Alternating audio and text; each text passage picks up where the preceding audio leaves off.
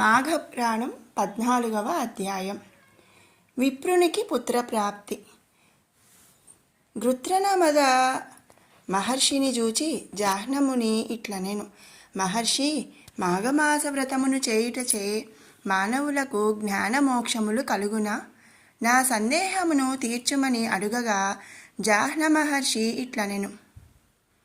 జాహ్నముని, వినుము. మాఘమాస వ్రతము ఆచరించుటచే ప్రాణికి ఇహలోక సుఖములు పరలోక సుఖములు కలుగును, వారి కష్టములు తీరును. అందుచే సంతుష్టుడైన మానవుడింకను హరిప్రీతికరమగులు వ్రతములను ఆచరించి జ్ఞాని అయి సత్కర్మలను ఆచరించి ముక్తి పొందును. అట్టి కథ ఒకటి దానిని చెప్పెదను, వినుము అని ఇట్లు పలికెను.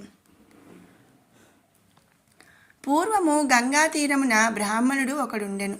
అతడు వేదాంగములను చదివినవాడు, ఉత్తమశీలుడు, ఆచారవంతుడు, నీతి దయాజ్ఞానము ఇంద్రియ జయము కలిగినవాడు. అతని భార్యయు ఉత్తమురాలు. వారికి సంతానము లేదని లోటు తప్ప మరి దేనికిని లోటు లేదు. పుత్రుడు లేరని విచారపడుతున్న ఆ బ్రాహ్మణుడు ఒకనాడు భార్యతో, గుణవంతుడైన పుత్రుడొక్కడును అయినను మనకు కలగలేదు. అట్టి పుత్రుడొకడున్నను మన వంశమునకు మనకును సద్గతులు కలుగునాయని విచారపడెను. అప్పుడు ఆమె, నాథ, నీవు తగిన పూజను చేయలేదేమో, అందువలన మనకు సంతానం కలగలేదనుకొందును అని సమాధానము ఇచ్చెను. అప్పుడు ఆ బ్రాహ్మణుడు, ప్రియా, కష్టతరమైన తపమును ఆచరించి అయినను శ్రీమన్నారాయణుని సంతుష్టిపరచెదను, పుత్రవరమును కోరుదనని చెప్పెను. కష్టమైన నియమములను పాటించి నిశ్చలమైన తపము చేసి మృకండు మహాముని వలె ఉత్తమ పుత్రవరమును కోరెదననియు పలికెను.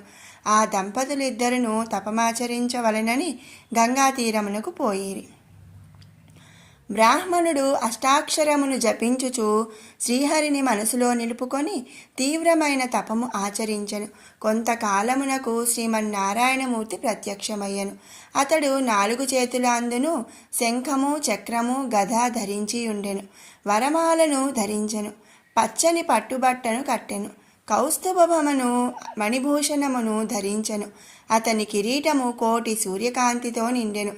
శాంతభూషితమైన ప్రసన్నత కల శ్రీహరి ముఖము మకరమండలముల కాంతితో మరింత శోభాయమానముగా ఉండెను.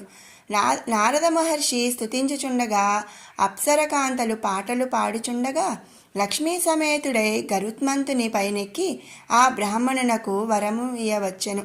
తనను గమనింపక తీవ్రమైన తపమున నిమగ్నుడై ఉన్న బ్రాహ్మణుని చూసి చిరునవ్వు నవ్వుచూ, విప్ర, నేను నీకు వరమునీయవచ్చితిని, నీ తపమును మెచ్చితిని అని పలికెను. శ్రీహరి ఇట్లు పలికినను ఆ బ్రాహ్మణుడు నిశ్చల చిత్తుడై బాహ్య జ్ఞానము లేని స్థితిలో ఉండెను.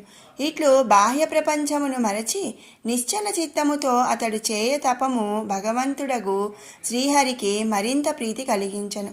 అతనికి ఎట్టి వరమునైనా ఇయ్యవలెననియు నిశ్చయించెను. వాని మనసు బాహ్య ప్రపంచమునకు మరలునట్లు చేసెను.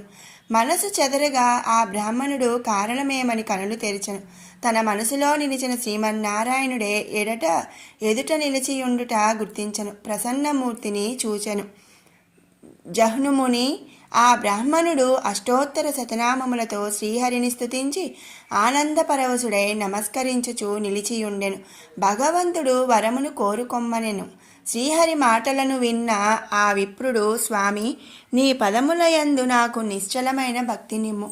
ఇహలోకమున పరలోకమున సద్గతికి కారణమైన పుత్ర సంతానమునిచ్చి నాకు ముక్తి ఒసగమని కోరెను. శ్రీహరి, నీవు కోరినట్లే వరమునిచ్చితిని. నీవు చెప్పిన ఈ అష్టోత్తర శతనామ స్తోత్రమును చదివిన వారికి నేను శీఘ్రముగా ప్రసన్నుడనగుదునని పలికి అంతర్ధానము అయిను. బ్రాహ్మణుడు సంతసించుచు తన ఇంటికి చేరెను. కొంతకాలమునకు వాని భార్య గర్భవతి అయ్యెను. కుమారుడు కలిగెను. పుత్రుడు కలిగినందులకు ఆ బ్రాహ్మణుడు మిక్కిలి ఆనందించెను. కొంతకాలమునకు నారద మహర్షి వాని ఇంటికి వచ్చెను. బాలుని చూచి వీని ఆయుర్దాయము 12 సంవత్సరములని చెప్పెను. తన దారిని తాను పోయెను. ఆ బ్రాహ్మణుడు నారదుని మాటలకు తలుచుకొని విచారమగ్నుడయ్యెను. వాని భార్య బాలుని ఒడిలో కూర్చుండబెట్టుకొని వానిని మురుచు కన్నీరు కార్చుచు నిట్టూర్పులు విసచుండెను. విచారవదనముతో ఆహారమును తీసుకొనక విచారించుచుండెను. నాథా, నీవు తీవ్ర తపమునర్చి వరముగా నీ పుత్రిని పొందితివి. చంద్రుని వలె సంతాపమును కలిగించు నీ కుమారుడు 12 సంవత్సరములు జీవించి విద్యాభ్యాసము చేయుచు మరణించును కదా. నేనీ పుత్రశోకము నెట్లు సహింపగలను అని భర్తతో పలికెను.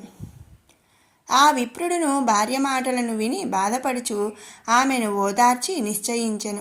ఆమె నోరడించుచు ఇట్లనెను, ప్రియా, దుఃఖింపకము.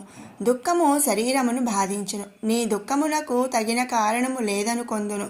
మృత్యువు తప్పనిది, అది ఎవరినీ విడువదు. మన పుత్రుడు 13వ ఏట మృతినందునని ఇప్పుడు దుఃఖించుచుంటివా? నీకు నాకును ఎప్పటికైనను మృత్యువు తప్పదు.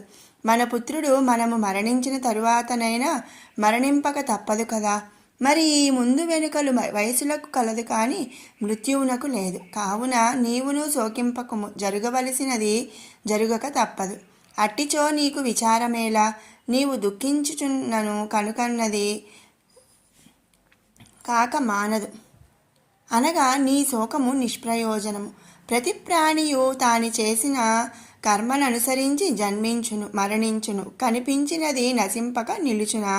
కావున శోకింపుము అని ఆమెను ఊరడించెను. మరియు నిరర్ధకమైన దుఃఖమును విడువుము. శ్రీహరిని పూజించి పుత్రుని మరణభయము పోగొట్టుదును. నీవు ధైర్యముగా ఉండుము అని పలికి మరలా గంగా తీరమున చేరి నియమనిష్టలతో శ్రీహరిని సర్వోపచారములతో పూజించుచుండెను. శ్రీహరి అష్టాక్షరీ మంత్రమును జపించెను. శ్రీహరి వాని నిశ్చల భక్తికి ప్రీతి చెంది ప్రత్యక్షమయ్యను. బ్రాహ్మణుడు శ్రీమన్నారాయణకు సాష్టాంగ నమస్కారము చేసి నిలిచి ఉండెను. మాఘపురాణం 14వ అధ్యాయం సంపూర్ణం.